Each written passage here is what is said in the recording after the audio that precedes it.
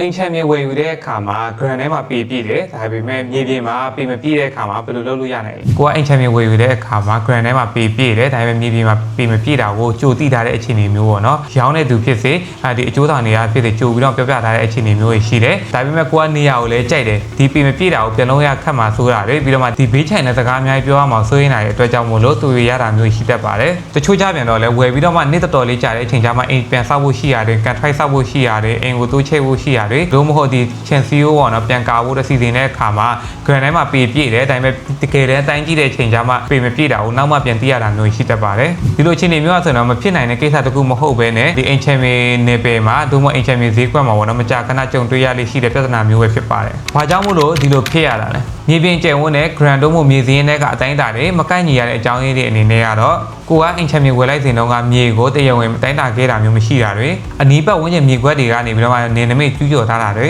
မြေခွဲစိတ်စဉ်တော့ကအတိုင်းအတာကွဲလဲခဲ့တာတွေမြေအသုံးပြုမှုနဲ့မြို့ကွက်မြေပေါ်မကိုက်ညီတာတွေစတဲ့အကြောင်းရင်းတွေများစွာရှိနိုင်ပါတယ်။မြေပြင်မှာပေမပြည့်တာကိုသိရရင်ဘာဆက်လုပ်တင်လဲ။အယုံဆုံးအနေနဲ့ကိုယ့်ရဲ့စိတ်ထင်တဲ့ဆုံးဖြတ်တာထက်ဒီတရားဝင်မြေတိုင်းတာချင်းပြုလုပ်ဖို့အတွက်အရေးကြီးပါတယ်ဒီမြေတိုင်းမှုကတော့မြေစင်းရုံးကိုတွားပြီးတော့မှမြေတိုင်းလျှောက်ထားလို့ရပါတယ်ဒီလိုမျိုးမြေတိုင်းပြီးမှဒါလည်းဒီမြေပြင်အတိုင်းတာအတိအကျနေနေမိတ်မှန်ကန်မှုပြီးတော့မှဘေးမြေခွဲကျူးကျော်မှုရှိမရှိမြေစင်းနဲ့မြေပြင်ကိုက်ညီမှုရှိမရှိပေါ့နော်စတာတွေကိုတိတိကျကျသိရှိနိုင်မှာဖြစ်ပါတယ်ဘေးခြံကနေပြီးတော့မှပေပိုယူထားမှုရှိတယ်ဆိုရင်တော့ဘယ်လိုဆောင်ရွက်နိုင်မလဲမြေကိုတိုင်းတာပြီးတော့မှကျူးကျော်အသုံးပြုထားကြောင်းခိုင်မာတယ်ဆိုရင်တော့ဒီသက်ဆိုင်တဲ့သူတွေနဲ့အရင်ဆုံးညှိနှိုင်းဖို့အတွက်လိုအပ်ပါတယ်ဒီလိုမျိုးကျူးကျော်နေရလို့ပြောတဲ့အခါမှာရည်ရွယ်ချက်ရှိရှိကိုယ့်ချံဘက်ကိုယူထားတာမျိုးဖြစ်နိုင်တယ်လို့မတိဘဲနဲ့လည်းယူထားမိတာမျိုးဖြစ်နိုင်ပါတယ်ပုံမှန်အဖြစ်ဆိုရင်တော့ဒီဘေးချံတွေကနေတော့ပေပိုယူထားတဲ့ဆိုရင်တို့ယူထားတဲ့မြေတွေကမြေခွက်အလုပ်ပဲရှိသေးရဲ့ဆိုရင်တော့ဒါညှိနှိုင်းရလွယ်ကူနိုင်ပြီးတော့မှအဆောက်အဦအခိုင်မှာဖြစ်သွားပြီဆိုရင်တော့တော်တော်လေးမှညှိနှိုင်းရခက်တဲ့အခြေအနေမှာရှိနေတတ်ပါတယ်အရင်ဆုံးညှိနှိုင်းမယ်ညှိနှိုင်းလို့အဆင်မပြေဘူးဆိုရင်တော့ဥပဒေအရာဆက်ပြီးတော့မှဆောင်ရွက်လို့ရနိုင်ပါတယ်ဒါပေမဲ့လည်းတတိပြုရမယ့်အချက်ကတော့မြေကျူးကျော်မှုဆိုင်ရာအမှုတွေမှာဆိုရင်တရားစွဲဆိုနိုင်တဲ့ကာလကန့်သတ်ချက်ရှိတဲ့အတွက်ကြောင့်မလို့ကိုကဒီလိုမျိုးပြဿနာတွေရှိလာပြီဆိုရင်တော့အချိန်မဆွဲဘဲနဲ့ဥပဒေရေးရာကျွမ်းကျင်တဲ့သူတွေနဲ့တိကျတိုင်းမဆွေးနွေးဖို့အတွက်လိုအပ်ပါတယ်